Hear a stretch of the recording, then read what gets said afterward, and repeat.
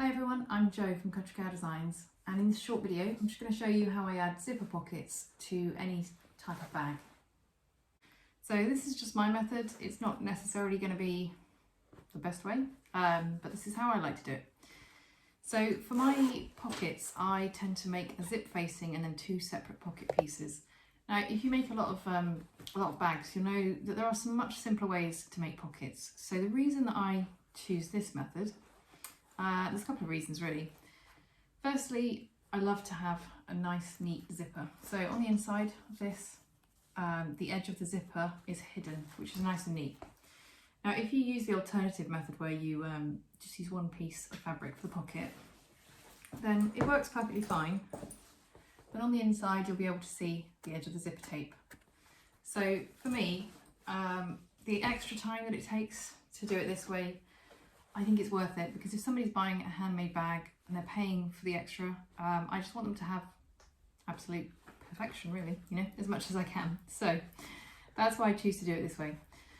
Also, if you use the single fabric method, what happens is where the pocket is folded up, if you've got directional fabric, it will be the wrong way up on one side, which again is a bit of a pet hate of mine.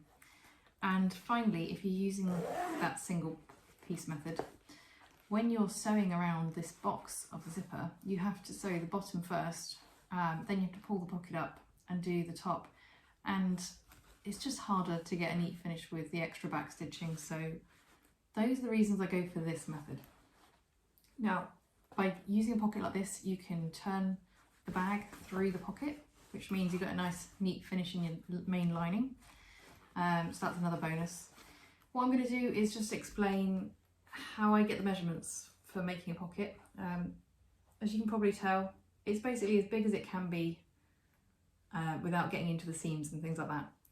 So I'll show you how to do the measurements for box corners, and also how to do it for a gusset bag. So if you've got any questions, just let me know, but hopefully this will just help you if you're looking to add zipper pockets to your bags.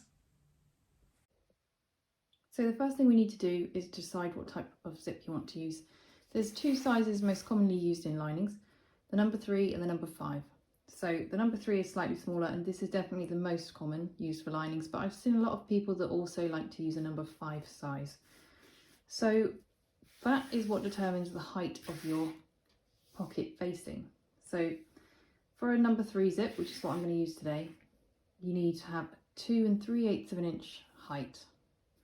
Whereas if we were going to use a number 5, it would be 2.5 inches high. So that's the easiest thing to determine, is the height. So I've got mine cut out at 2 3/8 of an inch. So the width is going to be the harder part to determine, and that will determine how wide your inner pocket is. So first of all, we'll start with this panel, which, as you can see, has box corners cut out. So when this bag is assembled, really the usable space on the back panel will be reduced. You can almost just fold them over and see that the actual back panel is going to be about that size, because those parts are going to be on the sides. So we want to have the zipper pocket just on the back panel. So to do this, we're just going to measure down here. So if you measure your box corners, mine's about 10 3/4 inches, and then take an inch off that. That's the widest your pocket can be without it coming round the sides. So that's generally what I go with. That's the size. So for this, I would go at 9 3/4 inches wide, which I already got cut out here. So you can see it's slightly narrower. So that's for a box corner. That's nice and easy. When you've got a gusset, or perhaps you've got a fixed base panel, I'm just going to use this foam to demonstrate. So this is the Chakota backpack. This is just the foam that I've cut out ready for a panel.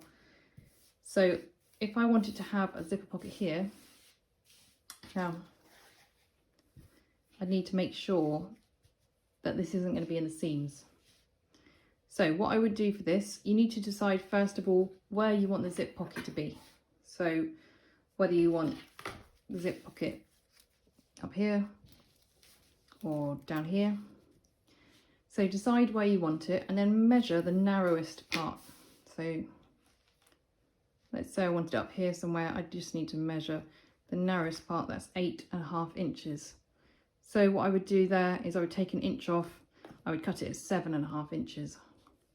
So just find the narrowest part. Perhaps if you've got a bag where the design comes in and it tapers at the bottom, just make sure that you're measuring the narrowest part of the pocket and take an inch off. That will make sure that the pocket isn't getting caught in the seams, because otherwise when you're sewing your gusset on, you're just going to be sewing through like the pocket as well, and it's just going to make attaching your gusset that little bit harder. So this just makes sure it keeps it completely out of the way. So that's our facing sorted. So what we now want to do is draw out the box for the zipper tape. So the easiest way to do this, because we made it 2 3/8 of an inch for a number 3 zipper, is we're just going to measure in 1 inch from each side, and then we're just going to draw a line.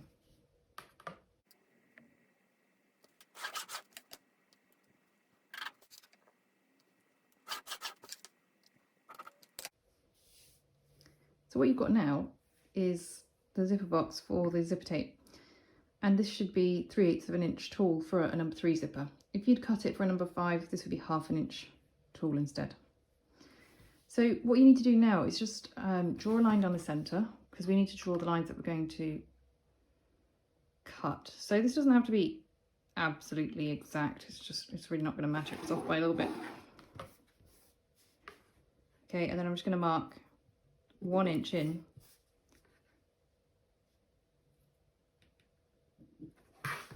And you just need to draw some little triangles to join that.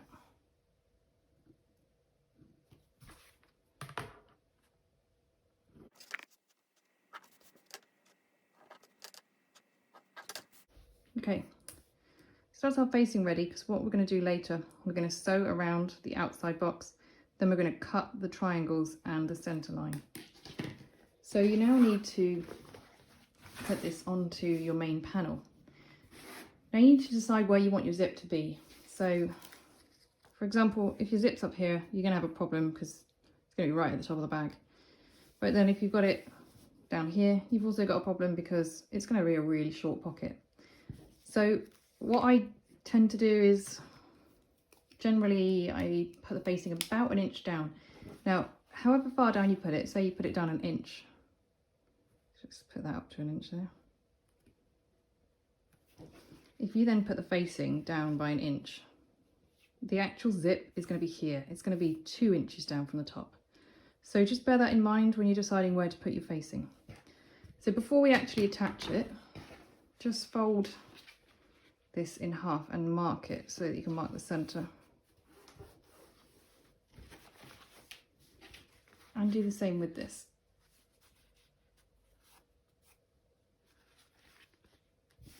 So you want the right sides together. And yeah, you need to decide on the location of this zipper pocket. So I'm going to go with 1 inch.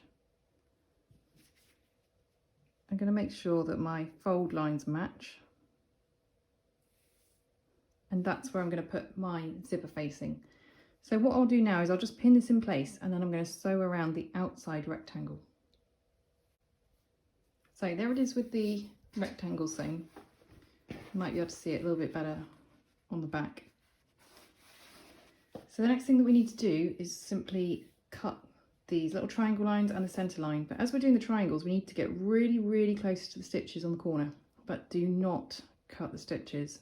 So sometimes you might find this easier using a craft knife or something, just whatever you're more comfortable with. To start it off, if you're using scissors, just fold it in half. And then if you chop into it like that, it'll make it easier for you. Now, like I said before, the centre line doesn't need to be absolutely spot on. The bit that is important is when you get to these corners, making sure that you don't cut your stitches. So that's how it should be looking when you're done. And now what you need to do is just give this a good press up and down. So you're just folding it and pressing it with your fingers on the stitches. Then what you should be able to do is pull it through to the back.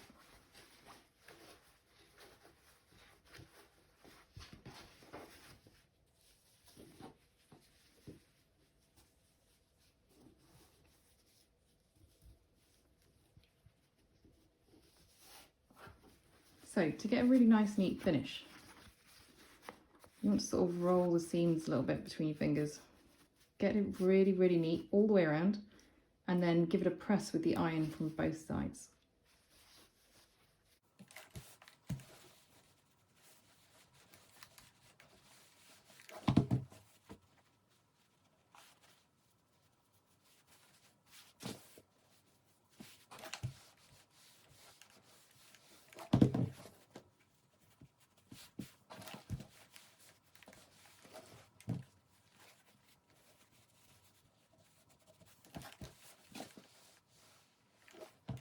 So now what we need to do is decide on the size of the pocket pieces. So I'm going to make them the same width as the facing, so that's nice and easy, just the same width. It's the length that's important. We don't want it to be sort of caught up in the base because it will make it really bulky in the lining, and if you've got like a gusset or something, it will just get caught in the seams. So what I'm going to do is I'm going to measure from the top of my facing down to here, so it's 9 3/4 inches. And then what I'm going to do is I'm going to take 1.5 inches off that, and that's what my measurement is going to be. So for me, it's going to be 1.5 inches. I'm going to make it 8 1/4 inches. This just makes sure that it's definitely nowhere near the base and it's going to be completely safe. So 8 1/4 inches for the length and the same width as the facing. And I'd use that same method if I was doing a gusset bag or something like that. I would just measure down to the base, and then I would take that 1.5 inches off. Okay, so there's my 2 pocket pieces ready to go. So now we're going to focus on the zip. I'm using a number 3 size zip. I'm using continuous zipper, just personal preference. So the first thing I need to do, I've cut it to length. So I've cut it the same length as the facing. So here you go. So that's the length that you're going to need. Now I'm just going to open up the end. I've got a head here,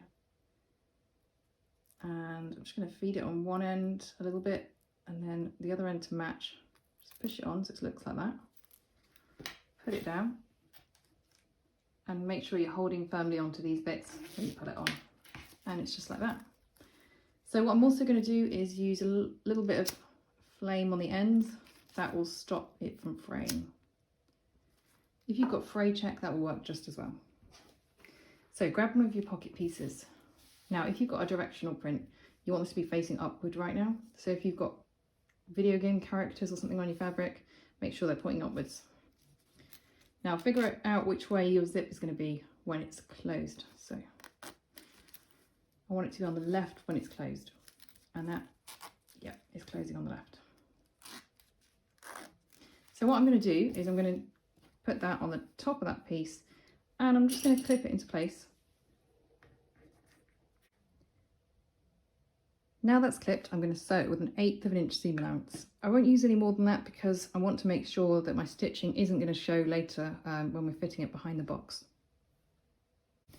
When you're sewing this on, as you get to the zip head, leave your needle in, lift your presser foot up, and the zip head will just move straight out from underneath.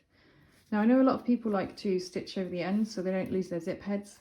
I never seem to lose mine, but if you're really worried about it, you can even just put clips on the end, and then that will stop you from losing your zip head.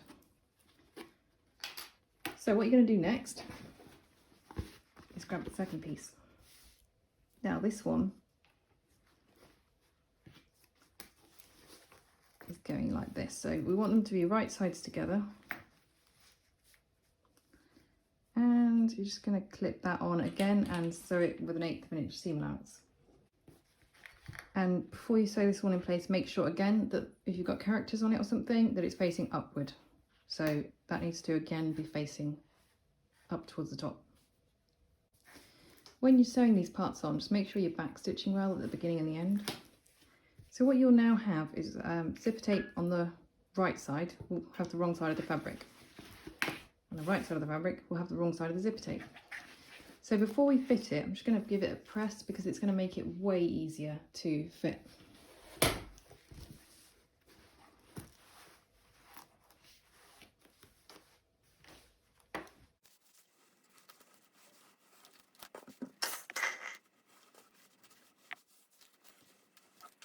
I would recommend before you press your zip, that you just try it on a little bit first to make sure it doesn't melt or anything.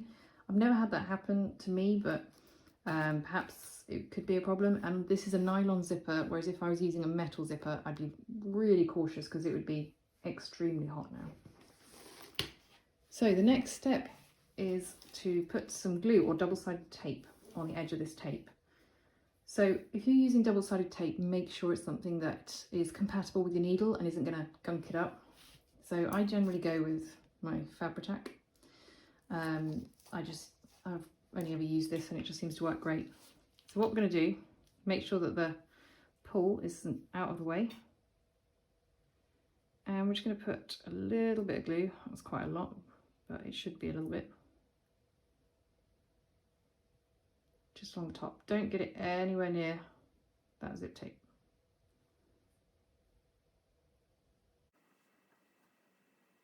Right, so once that's nice and gluey, make sure that the top of this pocket is pointing upward like this. And you need to grab this piece. Now, you can mark your centers if you want and things like that, but I just try and do this by sight. Now, the most important thing is to make sure that your zip pull is inside the box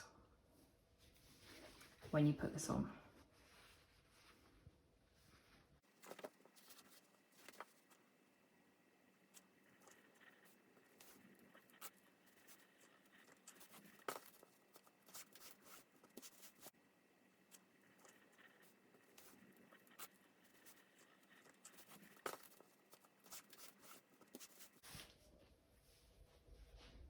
Once you're sure that that's stuck down nice and well, we're going to sew around the whole box with 1/8 of an inch seam allowance. So what I like to do, I actually use my standard presser foot because for me, I just prefer using that method, but a lot of people prefer to use a zipper foot, so just whatever works for you. Just make sure that this is pointing up the whole time and that the other piece is pointing down. Otherwise you can just end up sewing through your pocket, which is a bit of a nightmare. I generally start about here, I work all the way around, then I move my pull and do the rest. Okay, so this is what we've got. I've stitched all the way around that box, and on the back you can see my stitching going through the zipper tape. So now I'm going to pull this down. Now this one you'll notice is slightly shorter. You can cut them correctly at the beginning, but it's just, for me, it's not worth the effort for then making sure that I use the correct piece, and then I risk ending up with a shorter pocket than I wanted. So on this short piece, you're just going to fold it up by 1/4 of an inch and give it a press. Now what this does is it means it's really easy to turn the bag and then get a neat finish on the zipper pocket.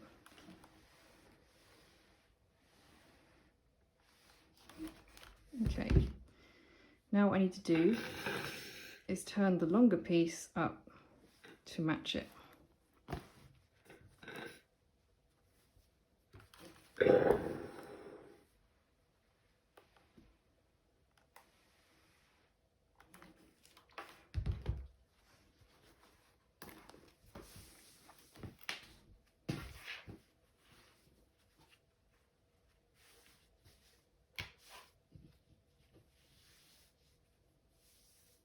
Okay, so that's going to make it much easier later when we're turning the bag through and sealing it up. So the next step is just to clip it down the sides, down both sides.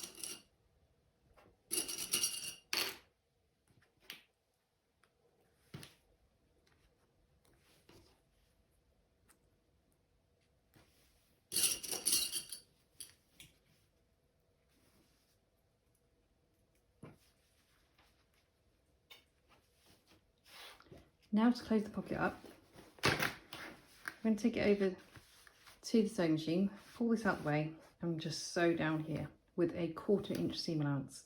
Make sure you back stitch really well down here, especially if it's a big bag.